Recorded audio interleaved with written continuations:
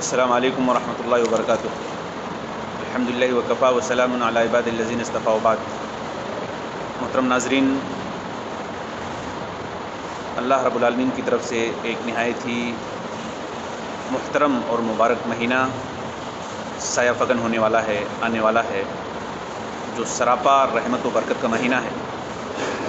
خوش نصیب ہیں وہ لوگ جو اس مہینے کی قدر کرتے ہیں اور اس مہینے کا احترام اور قدر کر کے اللہ کی رحمتوں، اس کی برکتوں سے مالا مال ہوتے ہیں، اور بد نصیب ہیں وہ لوگ جو اس مہینے کو بھی عام مہینوں کی طرح گزار کر اللہ کی رحمتوں، اس کی برکتوں سے، اجر و ثواب سے محروم ہو جاتے ہیں۔ محترم ناظرین، یہ مہینہ رمضان کا اس سال ایسے وقت میں آ رہا ہے جسے ہم لاک ڈاؤن کا وقت کہتے ہیں۔ حالات بڑی کسمہ پرسی کے حالات ہیں، بڑی پریشانی کے حالات چل رہے ہیں۔ پوری دنیا ایک وبائی مرض کا شکار ہے، ہر طرف افراتفری کا ماحول ہے، اور لوگ مسجدوں میں نہیں جا پاتے ہیں عبادت کرنے کے لیے، کیونکہ حالات ایسے بن گئے ہیں۔ تو اس لاک ڈاؤن میں ہم گھروں میں کیسے عبادت کریں گے، یہ رمضان کا مہینہ کیسے گزاریں گے، اسی حوالے سے چند باتیں کتاب و سنت کی روشنی میں آپ تک میں پہنچانے کی کوشش کر رہا ہوں۔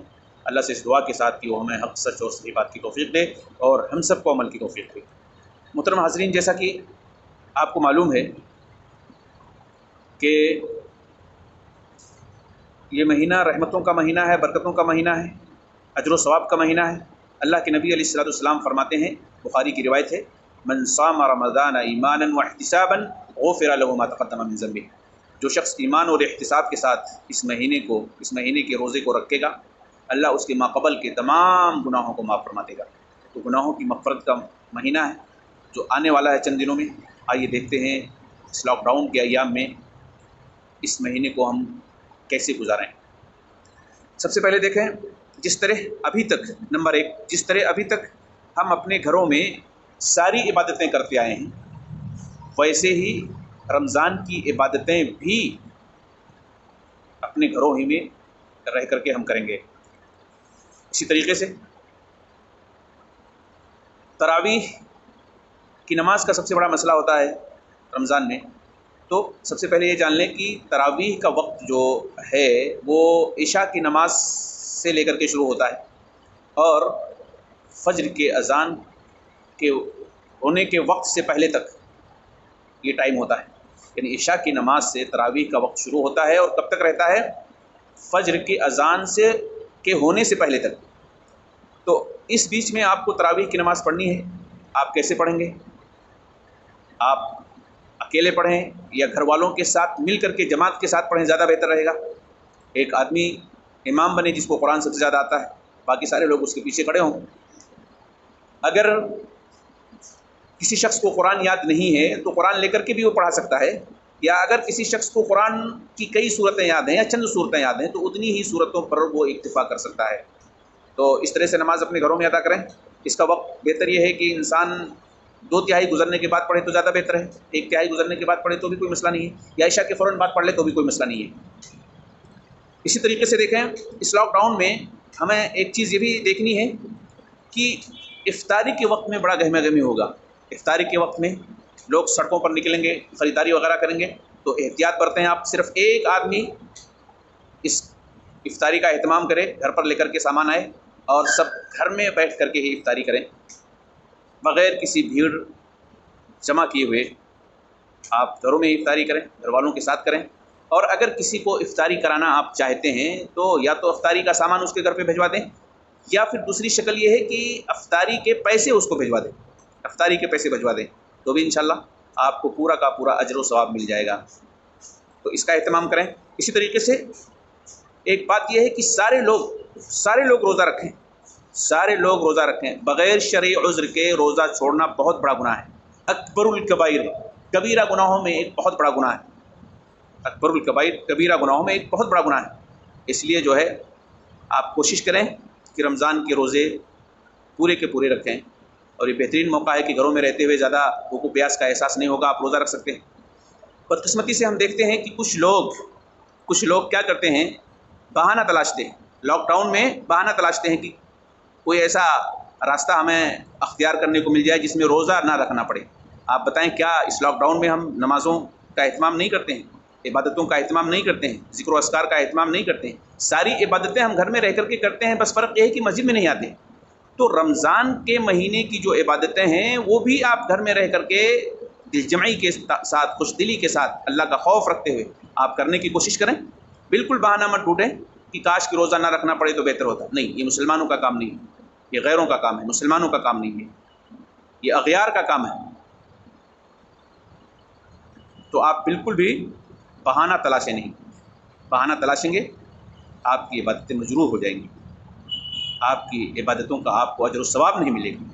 اس لیے کوشش کریں کہ پوری خوش دلی کے ساتھ آپ روزہ رکھنے کی کوشش کریں. اسی طریقے سے دیکھیں, ایک مسئلہ یہ ہے کہ فقراء اور مساکین جو لوگ ہیں, غریب جو لوگ ہیں, ان پر دھیان دینے کی کوشش کریں. اور رسول اللہ صلی اللہ علیہ وسلم کے اس عمل کو آپ دماغ میں رکھیں کہ آپ علیہ السلام اس مہینے میں اور مہینوں کے مقابلے میں بہت زیادہ سخاوت کرتے تھے, یعنی دل کھول کر کے لوگوں پر خرچ کرتے تھے.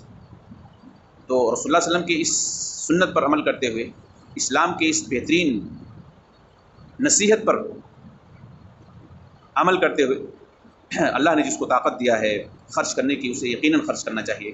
اور یہ سال تو اور زیادہ خرچ کرنے کی ضرورت ہے, کیونکہ بہت سارے لوگ لاک ڈاؤن کی وجہ سے پریشان ہو گئے ہیں, مصیبت میں مبتلا ہیں, فاقہ کشی پر مجبور ہیں, ان کے پاس کچھ بھی کھانے کے لیے نہیں. تو ایسے وقت میں آپ زیادہ سے زیادہ غربا, فقراء اور مساکین کو یاد رکھیں, ان کے ساتھ تعاون کریں.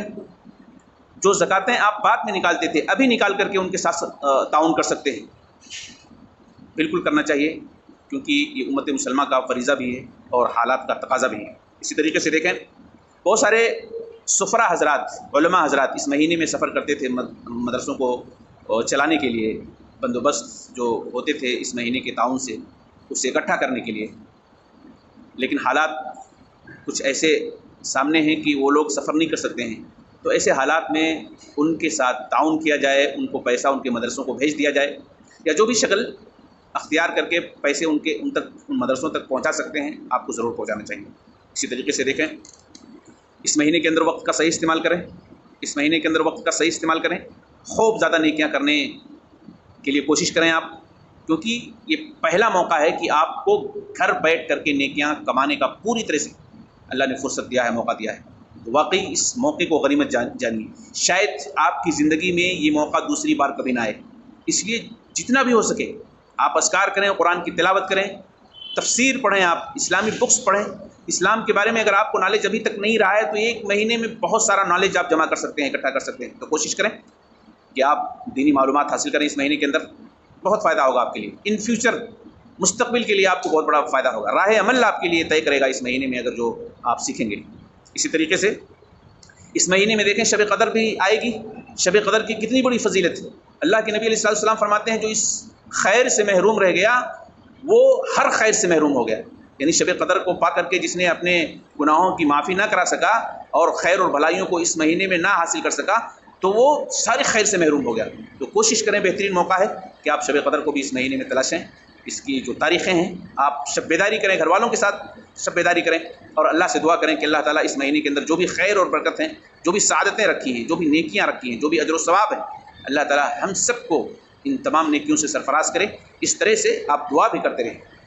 تو بہرحال لاک ڈاؤن میں یہ مہینے, رمضان کا مہینہ ہم کیسے گزاریں, یہ چند باتیں تھیں جو آپ تک میں پہنچانے کی کوشش کر رہا تھا. اللہ سے دعا ہے کہ اللہ تعالیٰ ہم سب کو نیک عمل کرنے کی توفیق عطا فرمائے اور یہ وبا اور بیماری کو جلد از جلد اس دنیا سے اٹھا لے. آمین یا رب العالمین. السلام علیکم و رحمۃ اللہ وبرکاتہ.